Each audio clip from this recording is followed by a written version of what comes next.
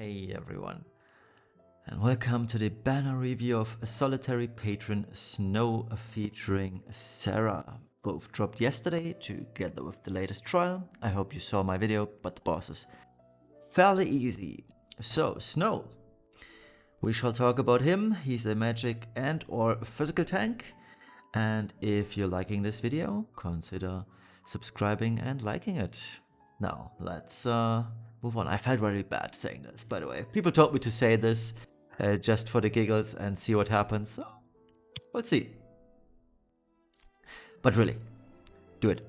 Anyway, Solitary Patron Snow, or as I will for fans call him Snow, because that's the shorter one, and I like short. Okay, so in his base form, Snow is a physical tank, but you can use him as an ice physical LB finisher, and his LB is scaling with defense. And in his Brave Shift, he becomes a magic tank, or you can use him as a dark magic LB finisher. Although I should state that the dark magic you're using is based off of physical killers, which is a huge plus, and it is SPR scaling. So pretty much just like Kryler is also SPR scaling, and Shuyu's Brave Shift is also SPR scaling, just remember. So let's check out his abilities, and this time around it's all the English names, even for Serah later on. I took the time to do this. Alright, so the first one, and this is probably the best thing about Snow, is his Heroic Guard. It costs no MP, but instead whopping 48 LB crystals. And what it does is amazing. It is a 90% general mitigation. And just as a rough guesstimate, the increase from 85 to 90% is an increase of 50% less damage taken, roundabout. It's a little bit less, but this is a huge upside of Snow. The rest of his kit is actually pretty bare bones, as you can see. He's got ATB charge, much like NV Lightning, with 200% LB increase. You can increase his defense and spirit, which is fairly good because this is what he's scaling with his attacks. And he also increases LB gauge by 30, but keep in mind his LB is rather costly at 60, so you have to use this twice, sadly. He can dual cast some white magic. He's got Kuraga, for example, or Asuna. I don't have this on this list, but it's the basic things. He has cover most of the things all tanks have, but as you can see, he really doesn't have any chains. He can do some physical damage with defense scaling, Fist of Destruction, that also decreases attack of an enemy. So it is okay-ish, but not really good. He's just a guy to take it in the face really up front, and if you don't mind taking more damage, you can use his LB, but I don't think you can fit his LB if you're taking him as a tank to a trial, for example. Dark Visions is a whole different thing, but we'll get to his LB later or in a few minutes. As you can see from his passives, he does not have the 6x cap. He's a 4x guy, so if you want more damage out of him, you are pretty much required to use Neo Vision Lightning's STMR for the 5x chain cap, which is a downside. But at least what's cool about him, you get the 400% defense buff for him, or 200, yeah, 400. He's getting 250 from Desire to Protect Her, and he gets another 100 from the last Lassie, which is 350, and if you equip his vision card at level 10 with either a fist or axe equipped, you are at 400. So that is a huge plus. For example, Lightning does not get 400 of attack or magic from her passives with her vision card, which I still think is an oversight, but oh well. So that's his base abilities and base passives. And here's his LB, 120x physical ice damage with defense scaling. So this supposedly hits hard, but whoops, that's the phone, not now. But at what cost, right? It is 4 hits, so this is not a finisher per se, it's a finishing chain, to be very specific. Although one might argue hitting 4 times might be considered a finisher. I consider finishers at least up to 2 hits. That is more of a finisher to me. But anyway, 60 LB cost, that is a little bit much considering you need 48 for his good mitigation. And the damage formula for defense isn't as good as it is for attack, which means 120 sounds cool on paper, especially with the defense scaling, etc, etc. But truth is, he deals less damage than Neo Vision Awakened Tifa, and I guess this is pretty telling. Alright, and let's check out his Brave Shift, where he is a magic tank. He still retains the 90% general mitigation, which is cool. And he gains magic mitigation on demand at 50% to all allies too, which is one of the few things he does for the party. He can add dark element to himself. Again, for dark visions, might be cool to steal this off of him. And he amplifies only himself, so that doesn't really help for the party again. More of the same, it's just copy-paste physical and change it to magical. And yeah, the same applies to the passive side of things. He still does not have the 6x cap. Nope, he doesn't. So yeah, you're also required to wear either STMR or Trustmaster, same applies to the base form, to give him guts, by the way. Yeah, the rest pretty much the same. He also gains a 400% equipment spirit, which Shuyu would have liked, by the way. Why does Snow get it, but Shuyu doesn't? Question mark, question mark, question mark. But yeah, he's pretty good in that regard too. So he's very bulky. Like I said, he's the guy you want to use if the tank just takes pure face value damage and doesn't need resistances. So something like Behemoth's Atomic Ray. Snow is pretty good for this. Atomic Ray doesn't have an element. So with the 90% damage mitigation, general mitigation, add on top of that the 50% magic mitigation, he's probably going to take less damage than FaZe does. Especially with the 400% spirit scaling, which FaZe really doesn't get. So that is something to take into consideration here. And his Brave Shift Limit Burst is dark magic. The star indicates that this is based off physical damage, meaning physical killers apply here. And it's a 130 with SPR scaling. Hits harder than his base form, considerably harder, but this is still below Tifa level of damage, and he's also only slightly above Kairi damage. So, Kairi burst, I should say. This is a finisher in its true form. It is just one single hit. But again, 60 LB crystals cost, which is way too much in my opinion. And you're better off not using him as an LB finisher. Unless you're going for Dark Visions. He is okay there. But keep in mind, we do have better options than this. Namely, Ibarra. Alright, Trustmaster and Super Trustmaster.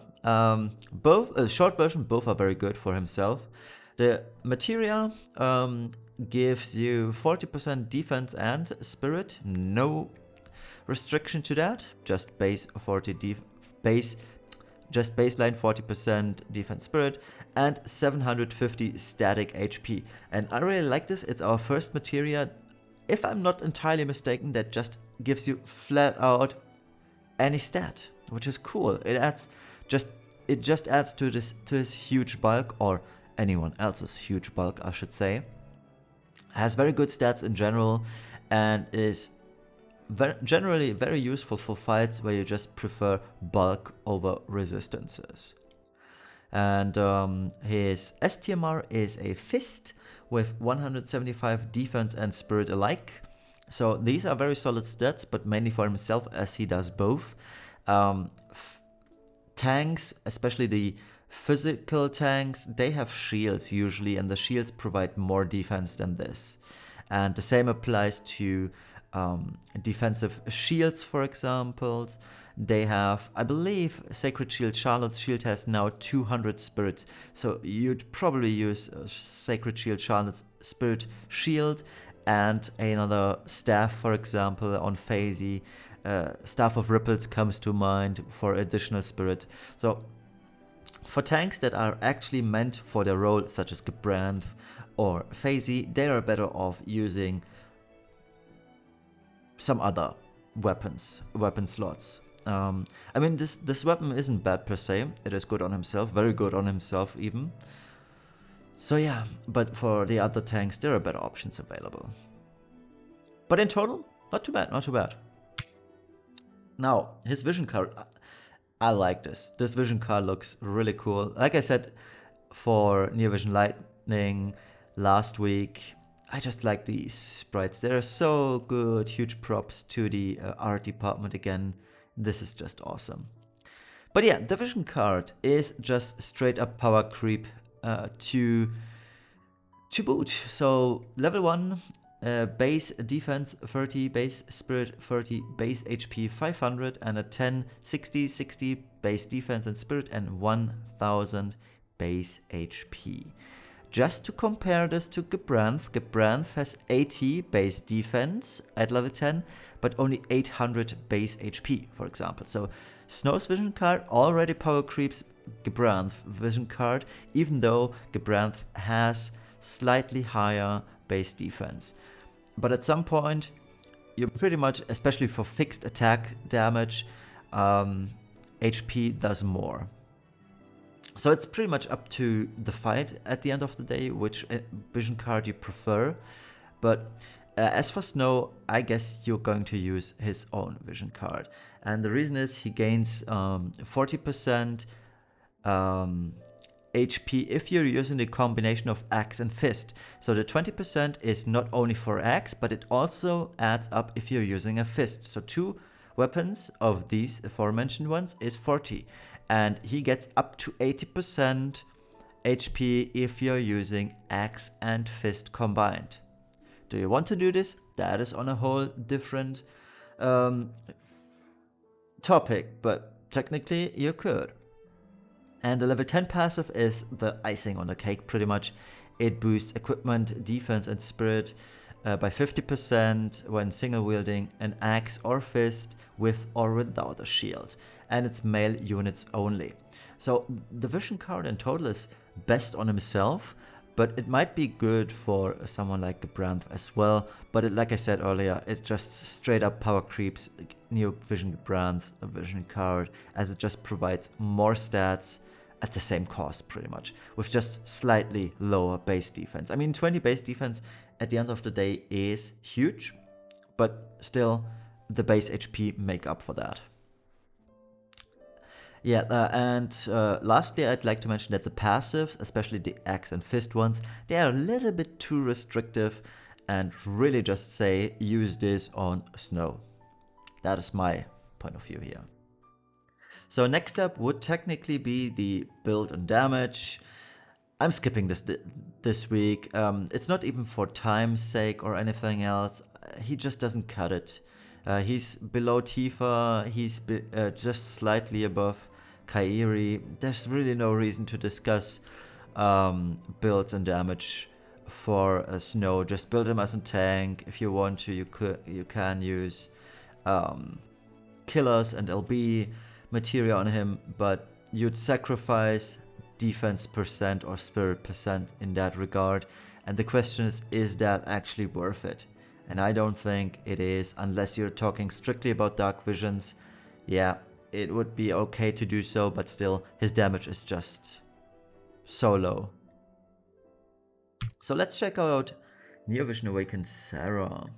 In her base form, she gains some new magic tricks, mainly light and earth magic attacks. She can increase the evocation gauge because she's using it in her Brave Shift. She also gains triple cast innately, which is a huge plus. Other than that, gains more LB damage increase, although her LB is still laughable. As you can see down below, 23.85x modifier with 50% Spirit Ignore. Sorry, this is just plain bad. But it increases modifiers, so that's something, I guess. And let's move over to the Brave Shift of Serah, because this is the more interesting part. She's becoming a healer. Much like Near Vision Arif, she also can do some damage as a healer. Like Bright Slash, for example, it's a 60x modifier light damage, which also heals the party, which is cool. Bolting Strike frames. Instead of magic points, though, it uses your Esper gauge, so please be mindful of that. She also has Shining Bolt, which is a Shining Shot, sorry, which increases the evocation gauge, so you can see the synergy here, and deals 58x light magic damage. She can dual cast some of her magic, except blue magic. She has full resistances to breaks, attack, defense, magic, spirit. She also increases resistances to stop and charm, which is pretty decent, and also auto revives everyone with full HP for 3 turns, while also healing the team. So her Grande's Waltz of the Fairies is pretty loaded.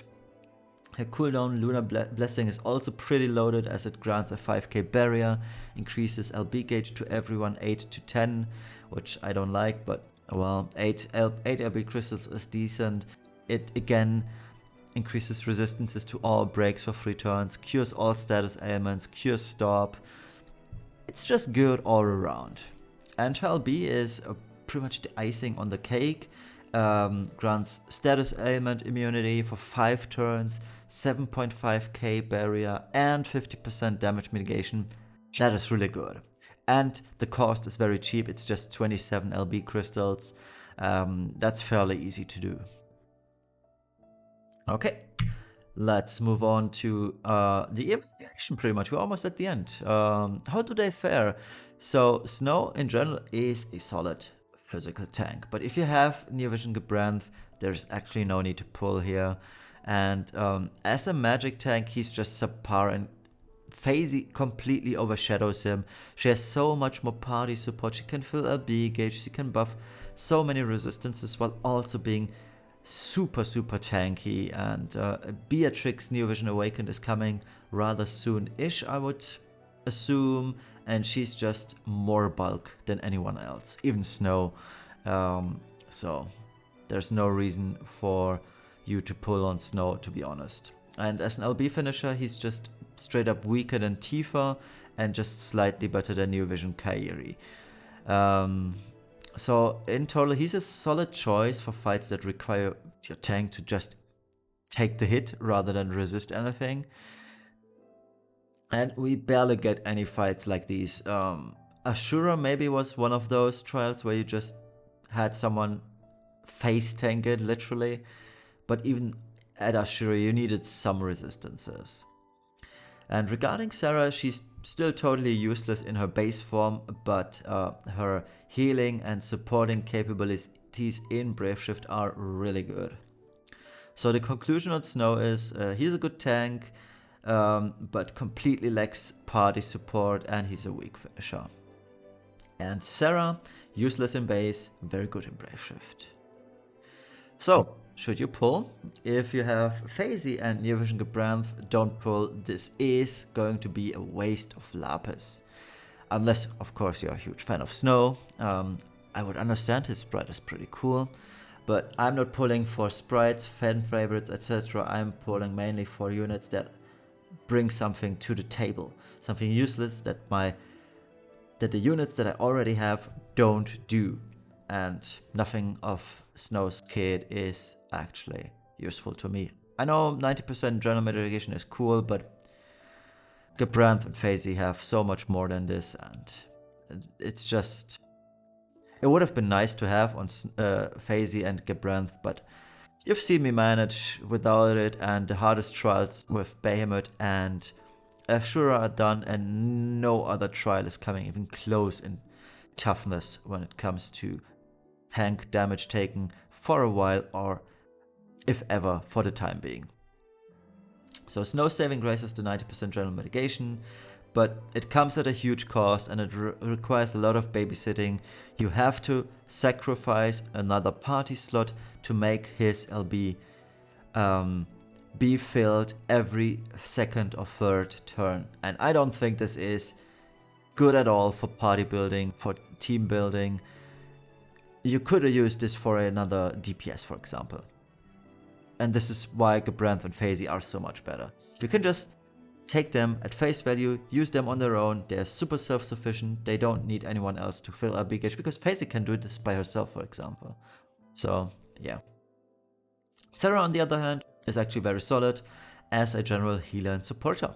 So, star of the banner, obviously, is Serah New Vision Awakened, but probably the best option here is just to entirely skip this banner and keep hoarding Lapis for either Varus next week, or if you're a fan of Full Metal Alchemist, that is coming in 2 weeks very likely.